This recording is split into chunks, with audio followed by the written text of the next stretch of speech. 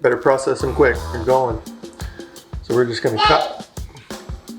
We're just gonna cut them up and blend them up, so we can process them a little bit. Why?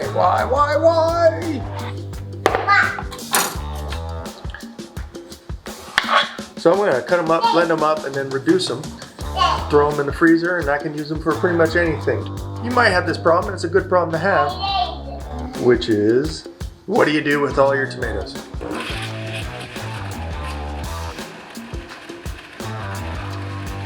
A little bit of olive oil, and we add in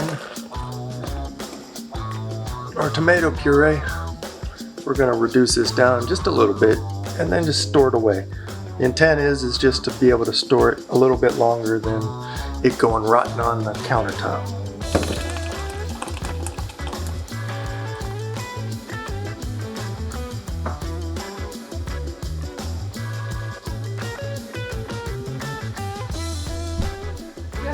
All right, and as always, make sure that you compost. And after that, you can play with the kid. This was just a quick reduce. As you can see, I've reduced it for about a third.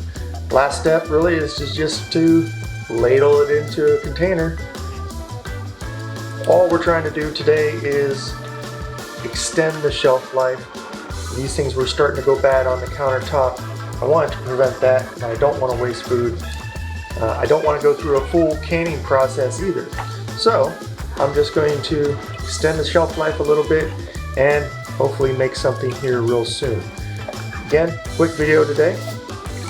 So until next time, stay relaxed, keep on living.